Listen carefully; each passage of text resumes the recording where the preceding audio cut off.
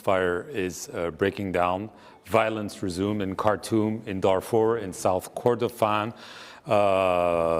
Thousands have been killed. Millions of civilians are on the run. The UN Secretary General, I'm quoting him, warns that the scale and the speed of Sudan's descent into death and destruction is unprecedented, and it could radiate insecurity across the region. Are you as worried as Antonio Guterres? I am as concerned as Antonio Guterres. In fact, there are already signs and vestiges of genocide.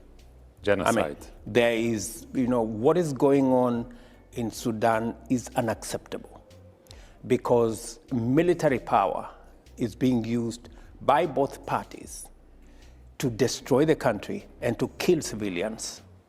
It is completely unacceptable. And the war is senseless. The war is not legitimate in any way because where Sudan is before it was disrupted by this war, the people of Sudan themselves have decided to take charge of their own country. They were on the path towards a democratic process that would install, for the first time in a long time, a civilian administration. But it was disrupted by this war. So what is going on in Sudan is unacceptable, and that is why, as the leadership of the region, IGAD, we had a meeting 2 weeks ago. We agreed on a mechanism of how to deal with Sudan because, first and foremost, it is our responsibility as regional leaders, as countries that border Sudan, and as countries where Sudan is a member of the IGAD.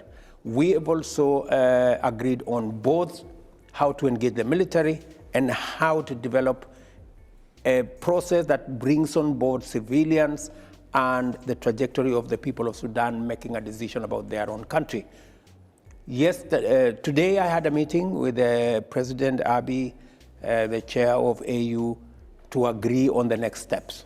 I subsequently had a meeting with President El-Sisi, who is a leader in our region and brings a lot of value into the equation because they share a big border with Sudan. There are 5 million Sudanese in Egypt. So he becomes a very critical player in settling Sudan because our interest is to stop the war, stabilize Sudan, and make sure that we deal with the humanitarian crisis that currently is ongoing. But all the mediation efforts have stalled. You yourself, you were appointed at the helm of this mediation, but the head of the Sudanese army, General Al-Burhan, says, no, we don't want William Ruto because we believe he's backing the paramilitary RSF. So basically, you were told, don't mess with Sudan. What's your reaction? Well, everybody has their own opinion. Well, he has a strong opinion about you. But I don't think there is any license whatsoever for anybody, any leader, to engage in the destruction of their country and to pander to, we do not want interference. Is he the main culprit? It is what he is saying about IGAD. It is what he is saying about the UN. It is what he is saying about the talks that were there in Jeddah. That is unacceptable. But that is his opinion. Is he the main culprit of what's going on, Mr. President? The main accusation against Kenya is that we have HEMETI in one of our hospitals in Nairobi, which is not true. It's a whole false narrative.